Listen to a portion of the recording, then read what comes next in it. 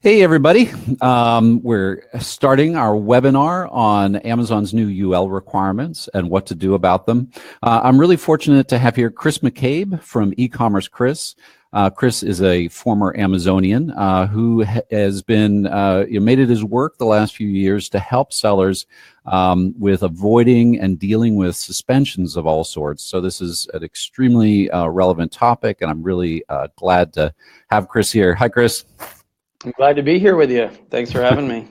Yeah, and I should mention, for full disclosure, that we're actually a client. My private label business is a client of Chris's services, so that we can get help on our product suspension issues. We've been lucky enough to never have an account suspension, but product suspensions we do deal with, unfortunately. Okay, Happy great. Happy to have you as a client. I know. Yeah. Okay, so what we're going to start with is so we're talking about a really specific issue here. Hopefully, we've got an audience of people that is in this area. Amazon at some point this summer, and because there hasn't been announcements, that the timing's not exactly clear. But has introduced a new set of requirements for anything that charges laptops or phones or is a battery for laptops. Or I guess they didn't really say phones; they just said laptops. But those two sets of batteries, things. Yeah, and this is not uncommon. So even if you're not in electronics, there's probably a lot to learn here, because this is not uncommon that Amazon will introduce something new in terms of a safety policy thing, and then not really announce it, but actually begin taking actions against products and sellers. And we'll describe what they've done here with UL. But Chris, kind of generally, when Amazon has a new requirement like this, how have they been communicating it and rolling it out? Oh, I might have lost Chris here. Oh no, I'm on my own for a second until Chris rejoins us. So let me go over what happened for us, for this UL requirement. Basically, we had UL is Underwriters Laboratories. It's a body that was originally created to help make products safer, especially electrical products as it relates to fires in particular.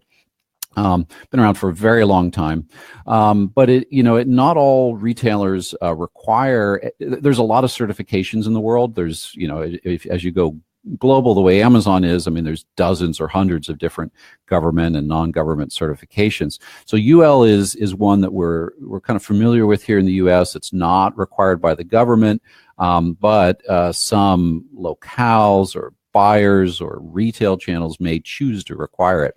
And in the past, Amazon has not required UL for chargers. But it was interesting. Oh, are you back with us, Chris? I'm back. Okay, great. Okay, a little bit of network trouble, but sorry about that.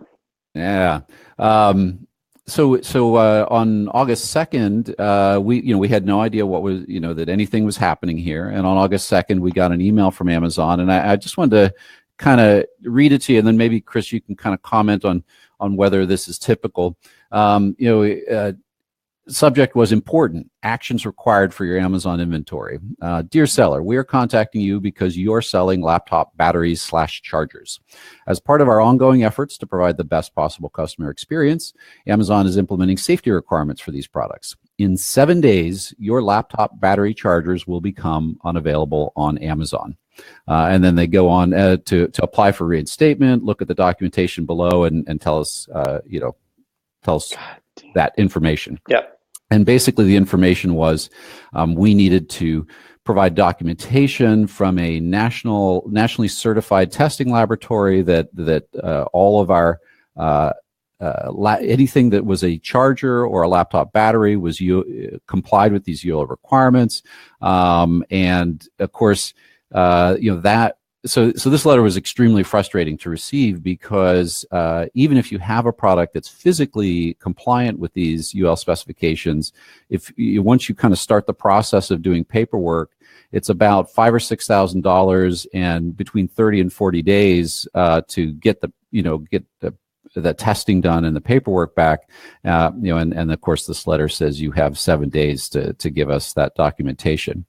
So, and we asked around to other electronic sellers, hey, did you guys get this letter too? And a very small portion did. We have no idea. We don't have a kind of a statistically representative sample, but it seemed like really a small percentage of electronic sellers received this letter, even though Amazon's intent is that this is a requirement that applies to all products in this category.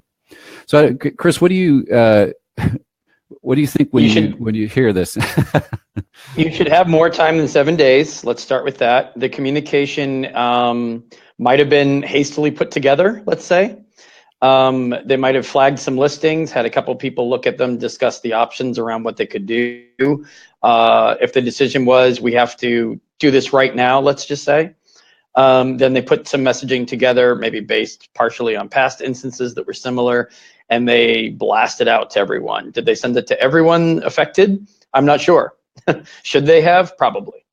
But 7 days is not a lot of time. You don't have a lot of time to pull product out if you want to test it, right, from FBA. You might be confused about how many batches or products individually that you should pull out to test. Yeah, and I don't know, you froze there. I don't know if you can hear me, but there are certain circumstances where there's definitely something happening in the news. It happened earlier in the year with the hoverboards, for example, where there was lithium ion, serious kind of risk of fire from those things, and it became obvious that Amazon had to take action quickly. It was even though it was an important set of categories because that was a very suddenly hot product. There was maybe hundreds of ASINs, whereas things that charge over USB, there's probably hundreds of thousands of ASINs, that fall into that category. Okay, well, so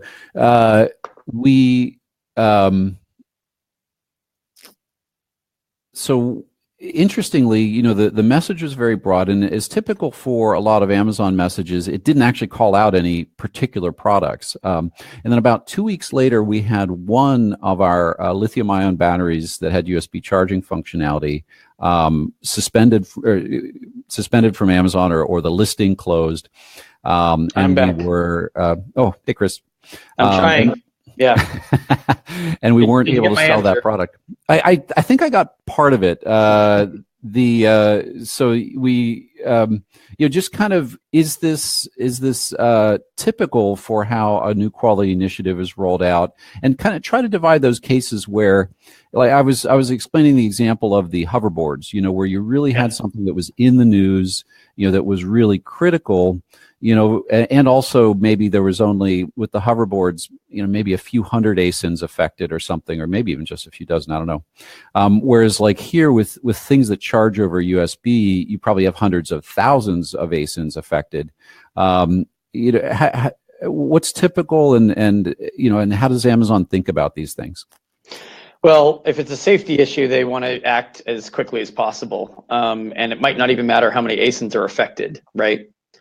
They feel like they have to take action. The messaging might not be 100% there, but listing removals are the imperative, right? So they want to at least make sure that there's no additional complaints that they could have prevented, no more teams that they should have alerted before going down the list and taking out some, could be a lot of listings. The messaging is the second priority. I think getting the listings off the site and preventing bad or unhealthy or unsafe buyer experiences is the first priority. Yeah, and I agree with you on the getting rid of risk. It was interesting. I've had a chance to talk with a few people at Amazon since this, and that kind of phrasing came up. That their mindset is that if there is risk, the product should not be there. Right. Which is really interesting because, of course, there's enormous. There's lots of products with enormous risk that sell on Amazon, and a high percentage of products have some amount of risk associated with them. I mean, you can cut yourself on a butter knife. So it was surprising to me that it wasn't a more nuanced, kind of thinking about risk. But I agree with you. I heard among the people responsible for risk at Amazon that it was about risk elimination. Ah, darn, I'm losing you, Chris, at key moments. We got to get this network better. So, what's especially challenging about that kind of risk elimination mindset is, combined with, kind of very uneven communication, is it can be very easy to get frozen and just say, gosh, there's nothing I can do about this, because, there's if you're in one of these categories of products that have some amount of risk associated with them, what am I going to do? I think the choice that we have that's most kind of obvious is we just know that the product can be taken off the Amazon market at any time, somewhat at random. But that's not a very satisfying answer. That's not very actionable. It heaps a huge amount of risk onto our business. And we should stay focused on the UL scenario, because at least that feels a little bit more actionable in the long term, even though in the short term it's not. The reason why it's not actionable in the short term is because unfortunately, Amazon didn't give time to react. If Amazon felt that they had the time to roll out like a 1-year initiative where they said, we are going to do this, we are going to make this new requirement, then everybody could, move, flush through their supply chain, do any redesigns that are needed, get all the documentation needed, decide on what they were going to do with their product lines in terms of probably dramatically reducing their product lines, because if you heap on an extra, minimal cost for getting tested under the UL requirements is about $5,000. But again, if you're talking redesign, you're into the tens of thousands of dollars. Many products might not be justified in creating those products, with that kind of cost structure. So if you did actually take 100% of the products off the market and then give people the opportunity to relist only if they proved, that they were compliant, you probably would see, a dramatic reduction in the number of ASINs sold on Amazon, in this category, just because in most situations, the paperwork cost, isn't justified when you're a private label seller and you're deciding whether to launch the product, and that you've got this kind of extra $5,000 plus paperwork cost that's a kind of a barrier to entry. We should actually probably describe the UL requirements in a little bit more detail. I don't know. Do you agree, Chris? Yeah, can you go ahead with that? And you're hearing me okay now? Yeah, I am. Yep. Are you on a physical network now? Yeah, I should be. Oh, awesome. I've got somebody working on this behind me. If you can see them, I'm sorry about that, but no. They're apparently having some issues here. This is a co-working spot. I'm back home in Massachusetts. We had some storms here, some wind storms lately, and I guess that's part of what we're dealing with right now. Oh, okay. Yeah. Well, what I'm going to do is I'm actually going to put on the comments for the webinar a link to Amazon's help page with the details of the particular UL requirements that we're talking about.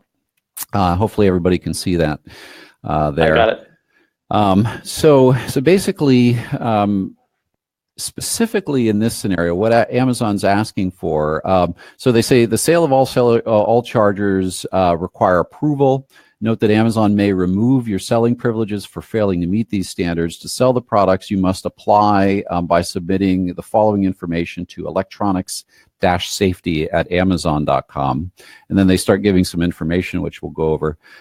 Chris, what is that electronics-safety@amazon.com? When we end up sending something there, what's actually happening? Yeah. There are teams around these safety issues, right? They're tasked with running down buyer complaints. They have to see which sellers are selling which products. Are there certain products that are getting a large amount of complaints? And then they come up with a list of solutions from there. So you're emailing a team that's charged with kind of protecting safety, protecting buyer experience, but in a safety capacity, and identifying which listings are the big trouble spots and which ones they have to take out next. And is this like a dedicated team, or is this something where you've got employees of Amazon who kind of have various responsibilities and they're kind of on various teams? So I might have it's the latter. Okay. Yep. Yeah. And then a lot of people wearing a lot of different hats. max. Yeah. Yeah. And do you have any idea? I mean, a lot of people are kind of curious because there's an assumption, I think, among sellers that some of the teams overseas have more junior people because of higher turnover rates in the support centers. Do you have any idea, like these sort of safety lists, what the mix is of who's actually fielding these things? I don't 100% know that, but they have higher turnover overseas. The India teams, as far as I know, have the highest turnover. This work will always be shared on some level, this kind of work with some teams, some investigators in India. So that's not going to be changing anytime soon. Right. Who handles how many, the percentages of who handles what tasks, how many requests, that's a little bit internal to the point where I don't know those kinds of numbers or data, but I know that the work's being shared by people who aren't necessarily, let's say, 100% trained and seasoned in this area. And part of it is a management issue in that they've been, the investigators have been given work to do, which they're sort of running down anecdotal complaints a little bit more often than you would expect. I suppose most of us think in terms of what percentage of orders have defects. And they've sort of trained us to think that way as well with our metrics. But when it comes to safety, all bets are off. It could be 1 out of 1,000. If it's if it's worded in a certain way, the proper response on their side is we have to follow this to the ends of the earth and make sure there's nothing we've missed. Because if it gets flagged again and anyone looks at our work today, 7-10 days away from now, and they think that we could have prevented 85 other orders from going through, which had the same kind of safety problem, then it's on us, right? So there's a little bit of anxiety and maybe fear on their side. Just good to think about those types of things when you're sitting down to compose messaging that goes in, showing that you're accounting for this. Yeah, that's good insight. So in this case, what they wanted, want sent to this list is company name, vendor ID, email address, phone number, the list of ASINs you're applying to sell. Which is interesting wording. I mean, there's an assumption.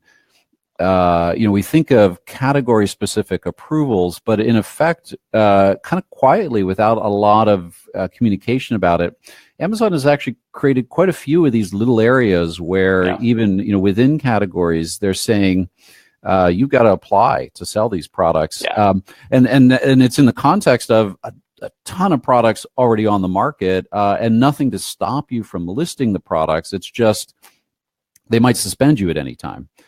So it's kind of an odd sort of, you're applying, we'll let you sell, but you've got to apply to sell.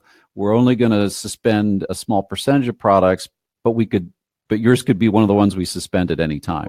Right. And they don't want to show their cards any more than that for a good reason. They don't want to overwarn you and then have you having a bunch of people message them back saying, well, what about this? What about this? That drives up email queues and they only have so many hands to go around on the work anyway.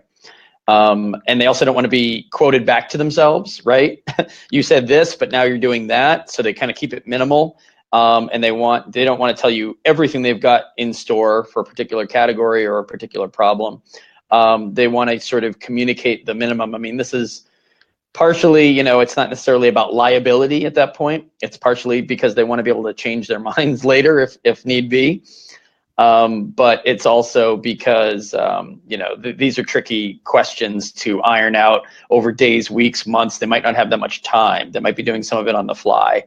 So these concepts start out as defined and clear, and then they might get muddier as they look at implementation of these processes.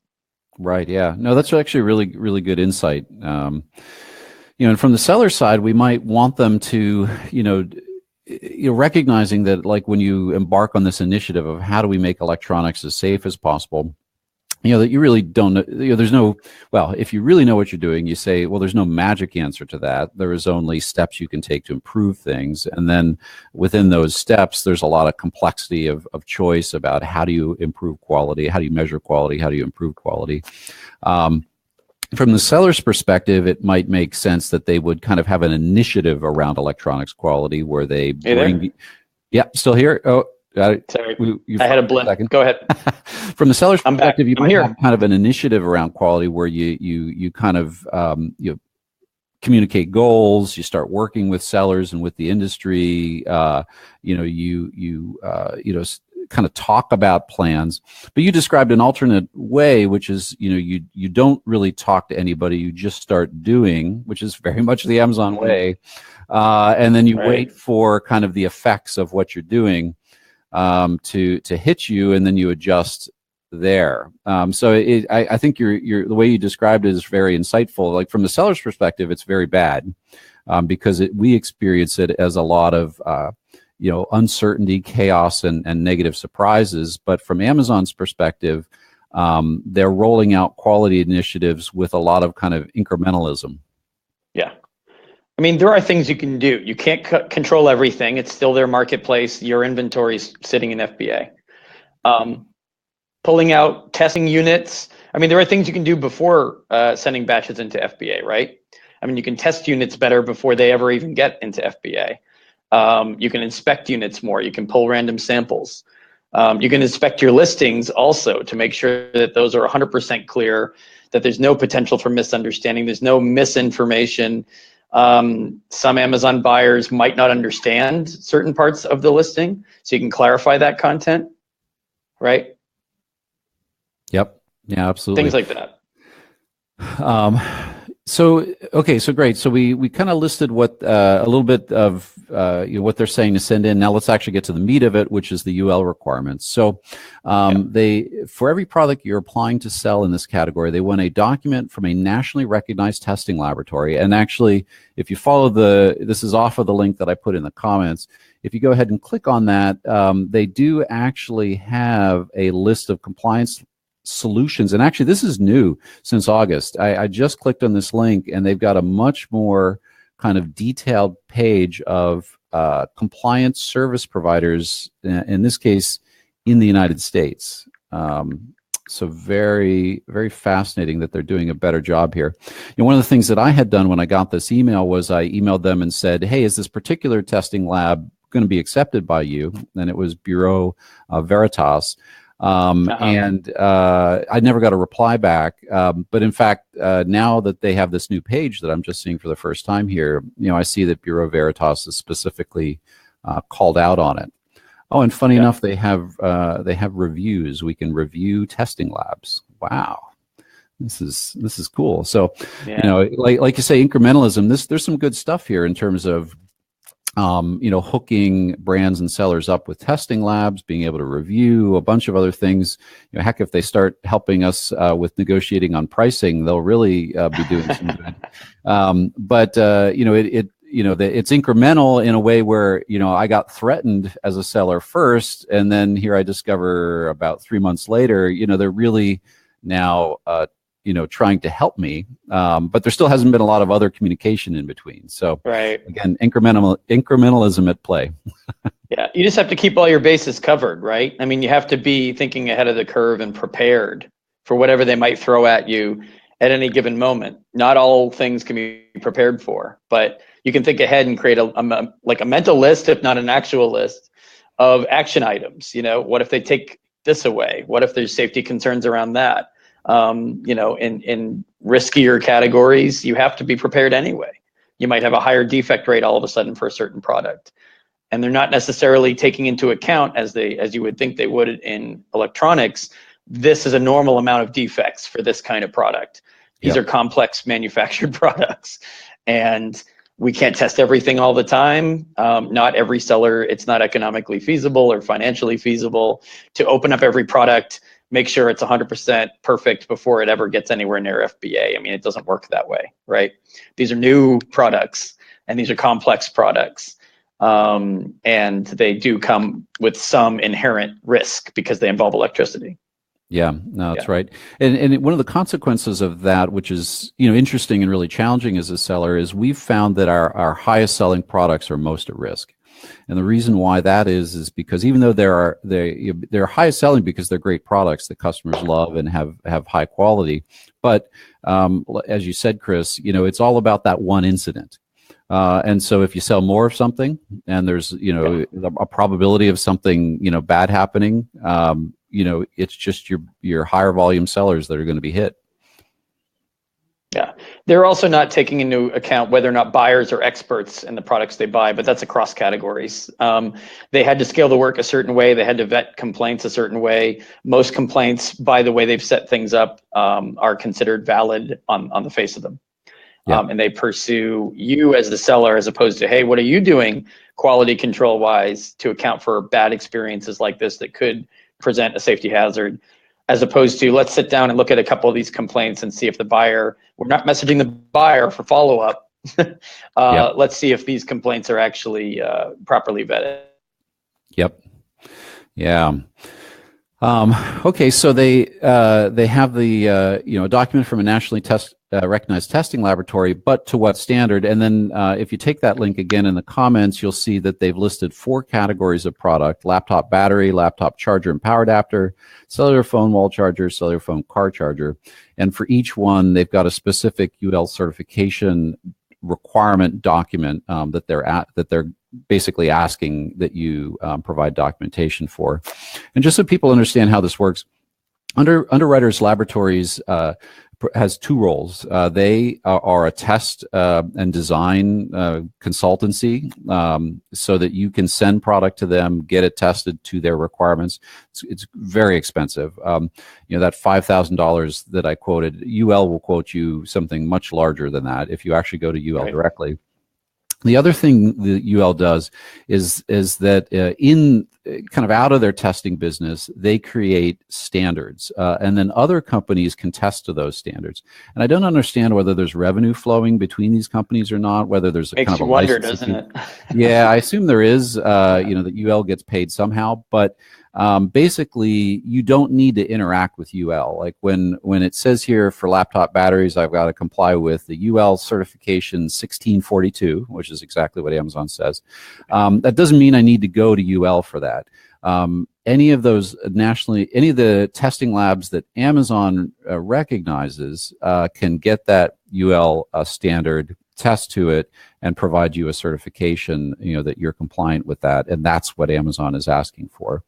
So you can at least get price competition among these solution providers. And, they've got 12 of them up here now as I'm looking at the page. And I know, I've talked to, a few, and so I think that $5,000 a product number, at least if you're a U.S. company kind of doing one at a time kind of thing, I'm not sure if it'd be interesting to know if there's kind of higher volume discounts from these testing companies if you're, if you're up more.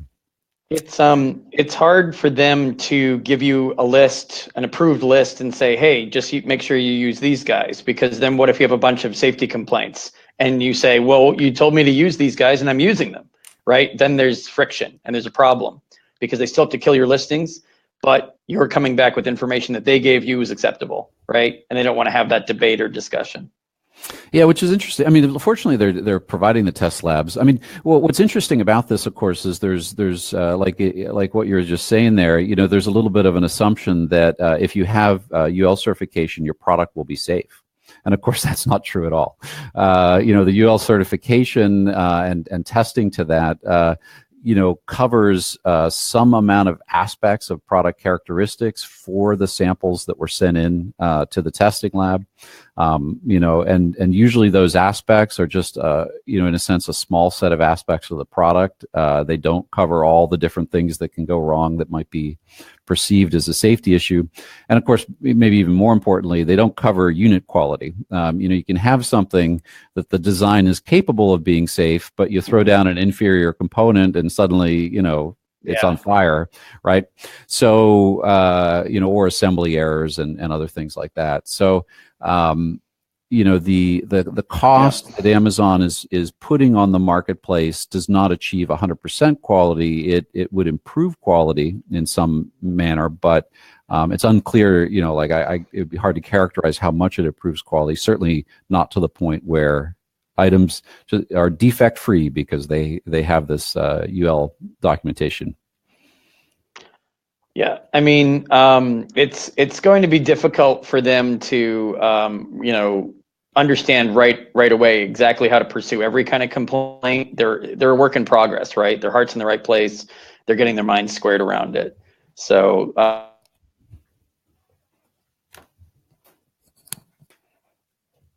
We lost you there, Chris. Hopefully you'll come back. Okay. I'm just going to go on for a second. So, we kind of covered this, but kind of what's the cost of compliance for each affected product you might have? So we've pretty much talked about those numbers. I mean, I think the hardest part about this is actually the categorization of products. So, we said that Amazon's wording is basically cell phone and laptop chargers, and then laptop batteries. What's interesting is, and this definitely affects my world, is anything with a USB port is potentially a phone charger. Phones can charge off almost anything, and so it became kind of a question of which products are they really talking about here, and because there's a lot of a lack of clarity, it becomes a risk spectrum. We almost can assign percentage, or need to think about assigning percentage risk to things of things that's a USB hub that does not claim any charging at all. The word charging is not in the product description at all. Well, probably we're not. That's a low risk item. Whereas one of the items that looks, they've got some photo examples of certain types of products. Something that really is exactly that sort of product that they're providing a photo of. That would be a high risk item.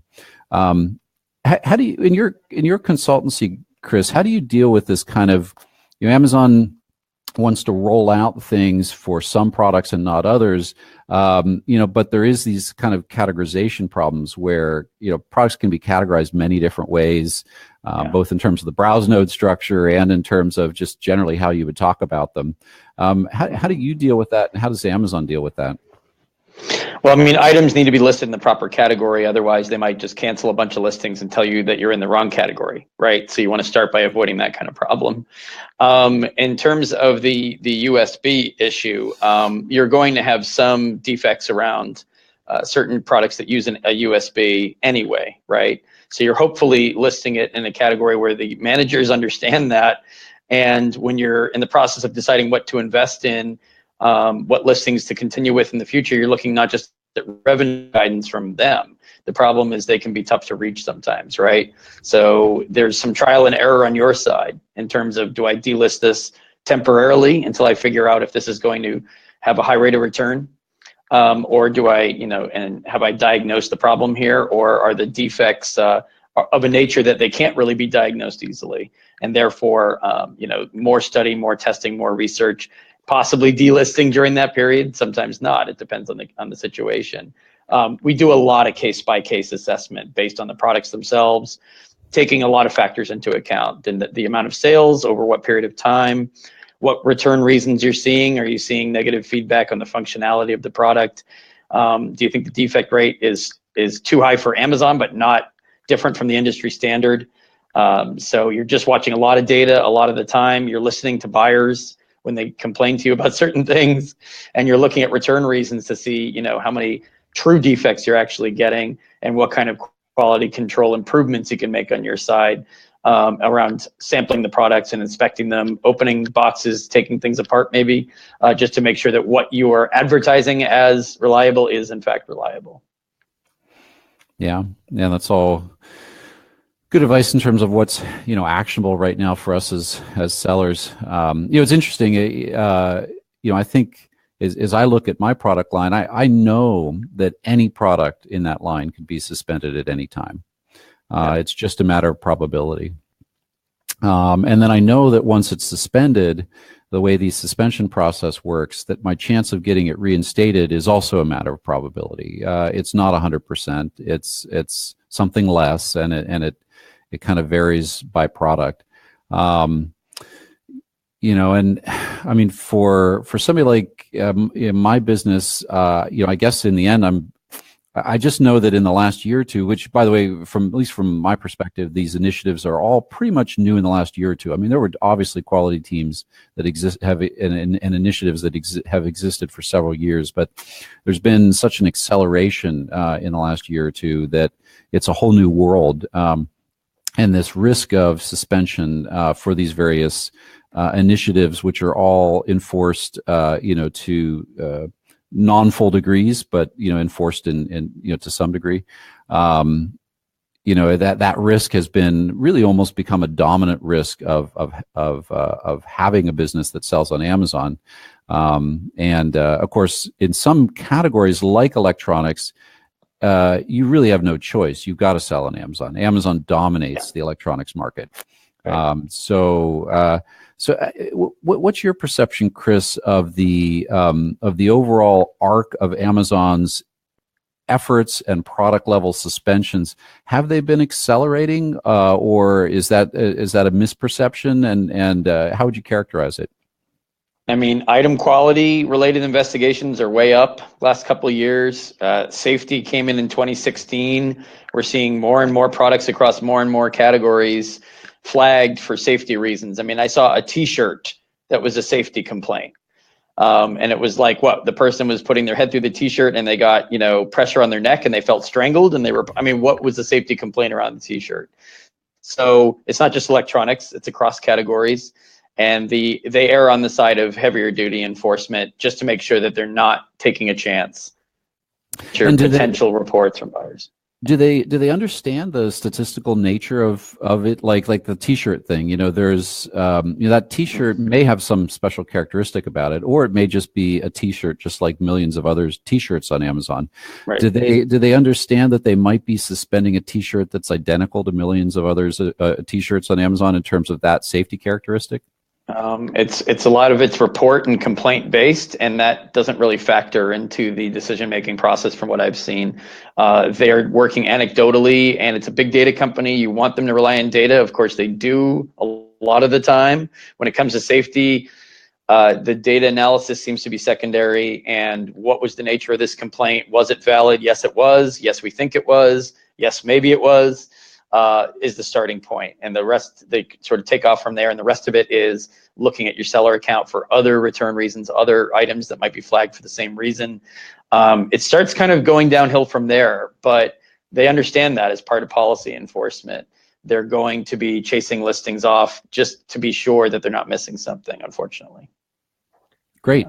Yeah, I mean, I think it's kind of crazy, but it's really important to understand that. I think what you just said is really key in terms of understanding the Amazon mindset. Yeah. And just one other thing that I wanted to add, think in terms of the quality of your communication back to them on things, because some people get lost in the technical details or the minutia. You might not have a subject matter expert on the other end. You might have an investigator who's trying to understand what your products are or what they do. So, I mean, keep it concise. Certainly keep it to a document or an email that they can review within a limited amount of time. I mean, this is one of the challenges, is that you're telling them complex details and they might only have a certain amount of time to go over them. The scalability of the work, the number of people that are handling manual investigations on their side. There are challenges on your side and their side, and we already know that their communication might not be 100% what you're hoping for. So you just have to make sure that your communication to them, your written communication, not seller support conversations or anything like that, your written communication with them is top notch. You can't take any chances if it's one of your top selling ASINs.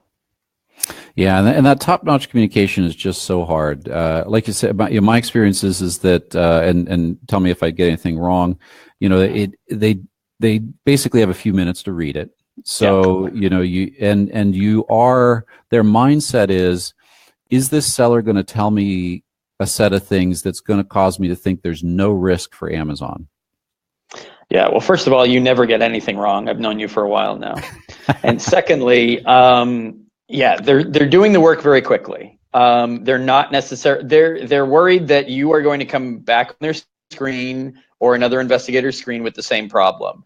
In other words, whatever they warned you about, whatever message they chose to send back to you, didn't do the trick. Maybe they could have investigated more, annotated your account more for the next person. Maybe they missed something that could double back on them, right? So they'd rather err on the side of, nope, we're going to keep this listing down until we are 100% convinced. And you might have 60% convinced us, but there's a couple things you missed. The problem is they don't necessarily identify what those couple things are for you because they're directed not to, and they feel like they're sort of serving up an answer that you can just, copy and paste and send back to them in order to get the listing back. That's what they're trying to prevent. Yeah, and so some of the instincts that I originally had because of what you described, that I think have been bad is, sometimes I try to explain the statistics of a product. I've found that, maybe a quick mention of that, a few words, but basically, if I try to go into any kind of elaborate explanation of, well, this product has sold, 100,000 units, and this has happened once. I mean, it's okay to mention that quickly, but they're you're going to run into their kind of time limit, and you're going to run into their limit in terms of they actually want to hear that it'll never happen again. Rather than like 1 out of 100,000 times is not okay to them. Which is interesting if you're a domain expert and you really know that it's always going to be 1 out of 100,000 times, almost regardless of what you do, because there may be factors that are outside of the product, like customer behavior and stuff. But you can't tell them that. You can't tell them maybe the buyer used this product poorly or didn't understand the instructions, or maybe they damaged the product themselves. You can't. And that could be 100% what happened. I mean, that's the scariest thing about this, right? Yeah. Okay, well, let's get into that. I mean, just to kind of wrap up here. So what are the set of things? So let me kind of reflect what I see, as a seller, as a situation here. Amazon's launching more and more quality initiatives. Often they're launched with not a lot of communication and not sufficient time to comply for private label. If you're going to have to get new documentation, or especially if you're going to have to update your products.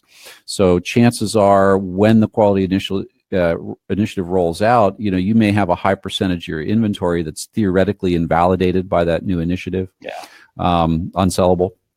But that their enforcement is always going to be really spotty. And so, you're going to look at most of your competitors, and they're still selling these products, and they're doing well on Amazon. But it's Russian roulette, where, any of those competitors or any of your products, could get kind of taken down at any time, and some will. So we talked a bit about kind of what's a seller to do in terms of minimizing risk of a quality incident. Kind of more broadly, I mean, what can a seller do? Like, actually make a pitch for your service, because your service is kind of like insurance. Because these events are going to kind of happen to you at random, you kind of need various types of insurance, and one type is having professional help. So tell me about the professional help that you provide, Chris. We've got a high batting average on the safety stuff. That's the first part, and the reason is because we foster an environment where you can discuss due diligence improvements. We get into the nitty gritty. I think you have to get into the granular issues when you're talking about the types of products like consumer electronics like this. But also when you have to understand how internal teams view your material. Some people were just attaching a bunch of safety documents and saying, hey, can we have our listing back? We test things, here it is. It doesn't work that way. When they want a plan of action, you have to format it a certain way. You have to write it a certain way. There are certain things you want to include, certain things you don't want to include. So since we all worked there, we worked on these teams, we understand that language that you have to kind of speak when you communicate with them. But we also work on prevention. I mean, as much as you possibly can prevent those lightning strikes, which it can be tougher with safety complaints versus, say, inauthentic item or item condition complaints, right? We do look at listings whenever people return things. They say they didn't understand them. When you get those negative buyer experience emails, that's sort of a warning shot, right? Maybe people don't understand your listing. Maybe there's some way of improving the wording, improving the images. I mean, even if you've studied this stuff and you think there's nothing left out, there's nothing you possibly missed, you're an expert on that product, consider for a moment that some of your buyers might be just as knowledgeable as you on those products. Some are not. You have to account for the weakest readers in that group, the ones that have the least technical expertise in your group. You can't control who buys your product, right? The best you can do is enhance listing content to the point where almost anyone will understand what that product does and what it doesn't do, and what it comes with and what it doesn't come with. Compatibility. We could talk about compatibility for hours, right? Right. But understand that buyers have different ranges of compatibility questions. address as much of that as you possibly can when you're creating these listings. Listings were made to be edited and improved. So when you're writing an improvement plan, a plan of action is essentially an operational improvement plan. How will you make things less painful, less of a problem going forward? Less painful for your buyers, less painful for you, of course, and less painful for Amazon, so that they don't have to keep generating a manual investigation looking at your account, right? And it all starts with those sort of soft block listings, automated warnings that you get. Those are your opportunity to beef things up, not just relisting something and forgetting about it, right? Amazon's never been a set it and forget it marketplace, no matter what some people might tell you. You're on top of this stuff all the time anyway, so why not fold another layer of process in where you can be double checking listing content, inspecting products more, everything we've already talked about for due diligence and quality control. And that's really what we're doing when we coach and guide people through how to deal with these teams, for future prevention and also for getting listings back. A lot of it is the same process. Yeah, and things I'd add, some specific to this UL topic that we're talking about today, and then more general. So on the UL topic, I think that because Amazon put it out in an unrealistic way where you didn't have enough time to comply, I think the thing that makes sense is to be really on the lookout for these initiatives because they're not announced. And then immediately start kind of shifting your long-term plan. I think it behooves anybody who is trying to build a stable business on Amazon right now to work hard to get their future product line all aligned with these UL standards. Yeah. And it's really hard to do. I mean, I was just in Hong Kong 2 weeks ago for a sourcing fair. Gigantic halls, hundreds of booths of people selling electronics. This was electronics focused one. 90% of the product in there does not have these UL certifications, and probably 90% of these companies' U.S. markets is Amazon, because Amazon so dominates electronics.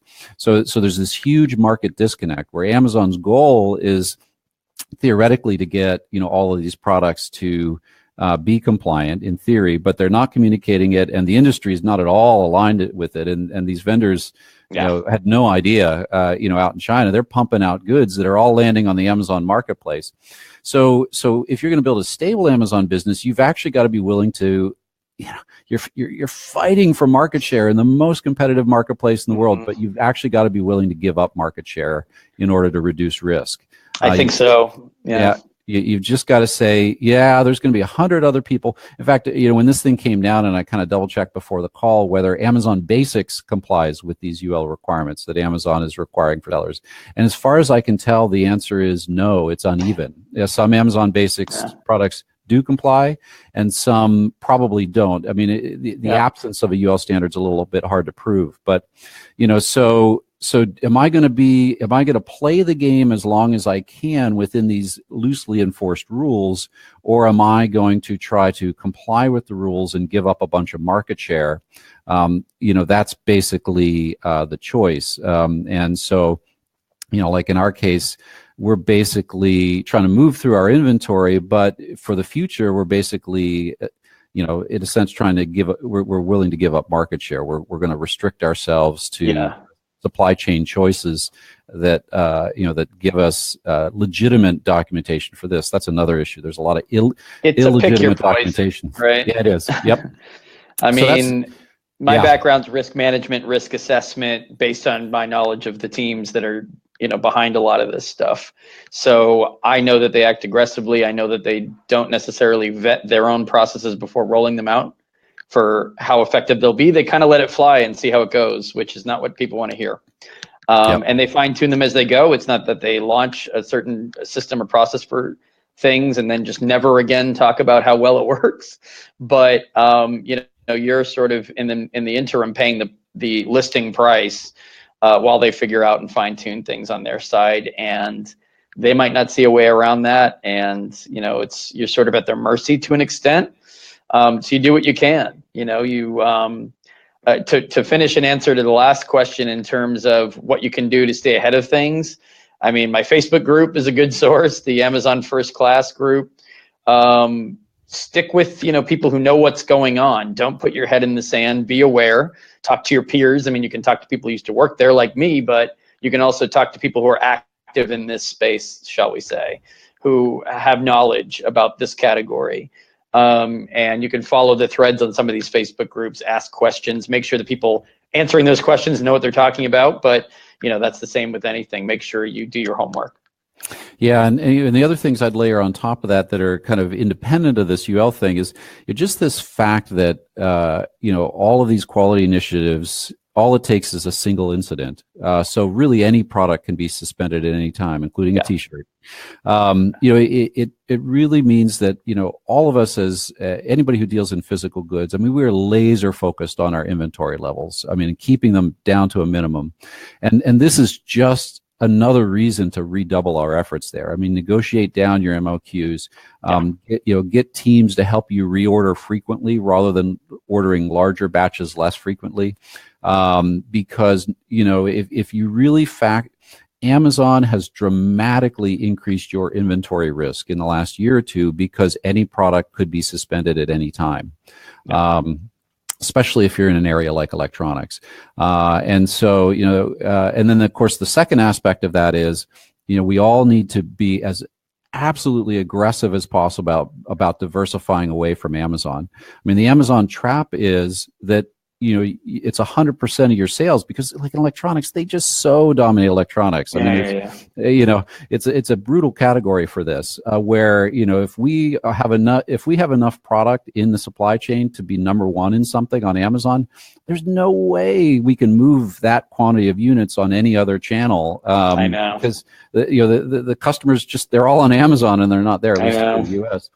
So, but we Amazon controls product search more now than they ever had in the past, and they will control it more in the future. So, I mean, I just don't see a way out of that conundrum, to be honest. Yeah, it's a huge conundrum. So basically, if your Amazon sales are suspended, your inventory value drops to zero. You have to write off that inventory largely, and that's not actually the way Amazon. I don't know if they fully realize that that's what the situation is, but it is. They do. I mean, imagine you're selling vitamins and supplements, and all of a sudden, an ingredient that was never a problem in the past in that supplement that you sell is a problem for whatever reason, and they just say you can't sell this. I mean, you could have thousands of units in FBA.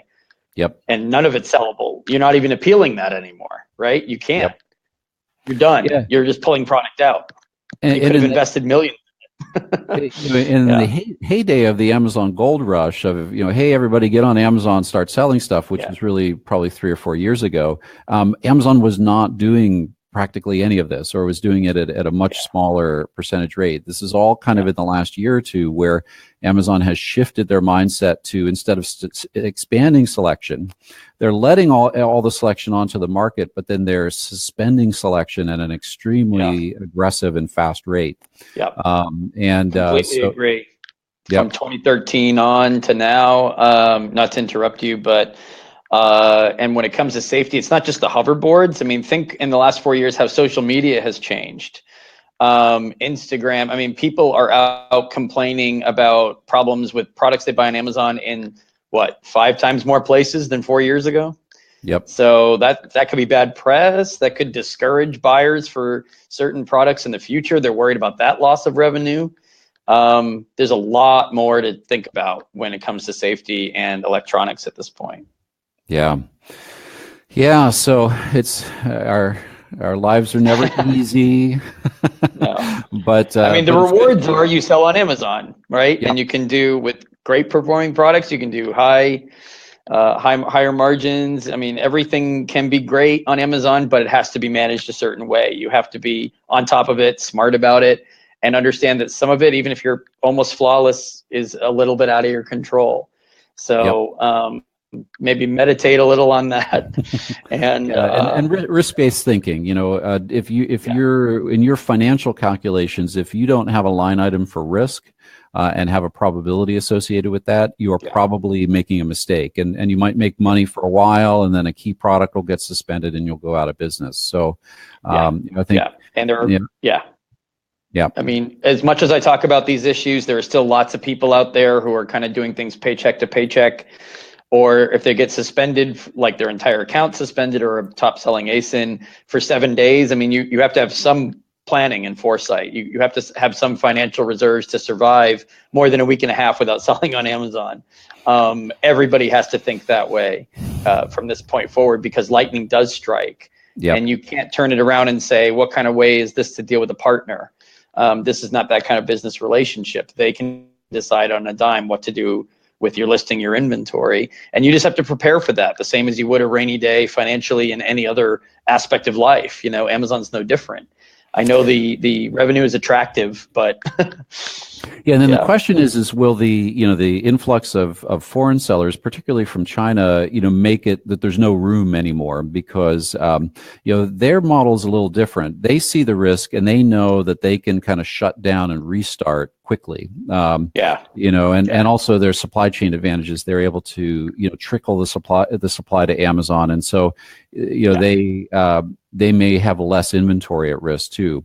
So one of the kind of the pinchers that a lot of us US-based companies feel like we're in is we've got everything we've talked about in this conference call, but then also on top of that, Amazon has led in this influx of sellers who are very nimble, including in an Amazon sense. They'll just they'll be non-compliant. They'll get suspended. They'll go, oh well, I'll start selling under my brother's account, and so that's it's a real challenge. But anyways, it's just the nature of the market, and all we can do is have our eyes open and see it for what it is, and do the best we can without closing our eyes and going, no. Well, yeah, I mean, the good news is maybe Amazon's tools for detecting related accounts for some, at least people selling out of China who aren't compliant, maybe there can be tweaks and improvements in the tools, because obviously a lot of these related accounts aren't being closed right now and they are slipping through. I know this for a fact because the last time I gave a talk over in China or Hong Kong, I met some people who were talking about, well, we have 50 accounts, or well, we have 40 accounts, and they were only losing 10 of those 40. I mean, obviously, whether it's tool improvements or something else, something's being missed, and they're aware of it, and they're taking advantage of it. So that's a loophole that needs to be closed. And how Amazon detects and closes related accounts, you don't have a lot of control over that, but it could impact your business in a huge way. Right. Yeah. And that's been going on for a few years in China, and they haven't been able to close it yet, but we'll see. So, okay. Well, this has been really helpful, for me, Chris, to talk through it. I think it's relevant to electronics, and also what's happening here with what we talked about today is not unique. There's a lot of other kind of category and product specific areas that really play out in quite a similar way.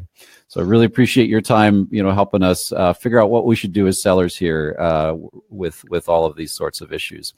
If anybody has any questions, both Chris and I will be paying attention to the Facebook post, and we'll be able to, kind of answer any of those up there.